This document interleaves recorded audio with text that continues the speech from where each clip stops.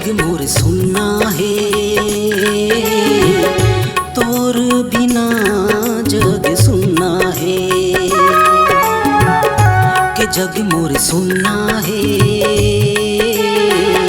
तोर बिना जग सुनना है। मोला सपना दिखा के मोला दिल में बसा के गोरी कैसे मोला भुलाए। मोला सपना दिखा के मोला दिल में बसा के गोरी कैसे मोला भुलाए। कि जग मोर सुनना है, तोर बिना जग सुनना है। कि जग मोर सुनना है,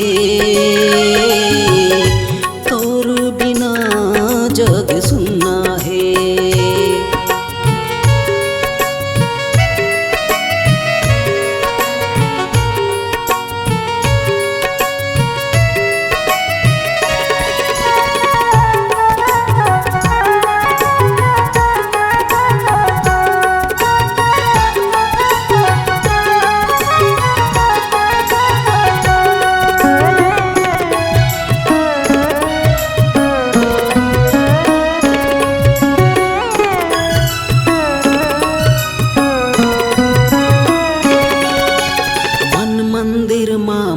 पीरित के दिया लते जलाए रे।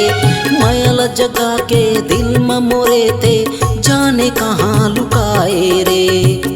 शायद ऐसे कोई बात ही नहीं हुई मोर भीतर में कि मैं तोला कभी सुरता हूँ, लेकिन इतना तो यकीन है मोला खुद ऊपर कि तय मोला कभी भूल नहीं पाऊँ। मन मंदिर माँ माया पीरित के दिया लते जलाए रे। मैल जगा के दिल में मोरे ते जाने कहाँ लुकाए रे। तोर बिना जी कल्पत रही थे, मैल मोर बिसराए थे। छोड़ के ऐसे जाना रहिसता दिल में काबर समाए थे। बड़ी जगल बना के तोला दिल में बसा के सारी दुनिया ले रिश्ता ला तोड़े। बड़ी जगल बना के तोला दिल में बसा के सारी दुनिया ले रिश्ता ला तोड़े रे।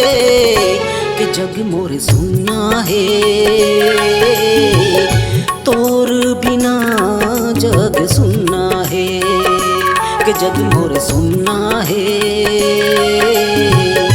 तोर बिना जग सुनना है।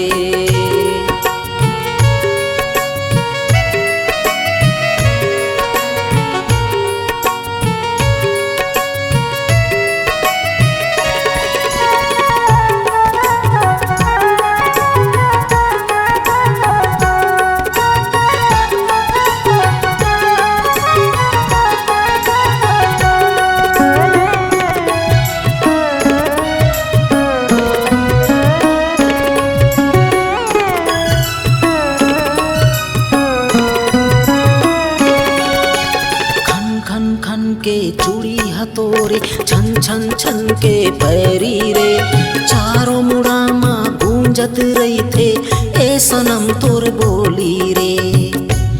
तोर चेहरा ला मैं कभी भुला नहीं सकाऊं, दिल में छपे तोर तस्वीर मैं मिटा नहीं सकाऊं। आखिर में मोर प्राण निकल जाही एक दिन, लेकिन मैं तोला कभी भुला नहीं सकाऊं। खन खन खन के चूड़ी हथोरे छन छन छन के पैरी रे। चारों मुड़ा माँ गूंजत रही थे ए सनम तोर बोली रे। आजा मोरे मन के परे होना झनखे लाख मिचौली रे। तोर बिना जी कल्पत रही थे आजा मोर हम जोली रे। बिच रस्ता में छोड़े मोर दिल लत तोड़े मझधार में हाँ बोहागे। बिच रस्ता में छोड़े मोर दिल लत तोड़े मझधार में हाँ बोहागे रे। कि जग मोर सुनना है, तोर बिना जग सुनना है। कि जग मोर सुनना है, तोर बिना जग सुनना है। नफरत मत कर दे मोर से, मैं कभी सह नहीं पाऊँ। बस प्यार से एक बार कह दे कि अब मैं तोला अच्छा नहीं लगा। कसम से फिर कभी मैं तोला नजर नहीं आऊँ।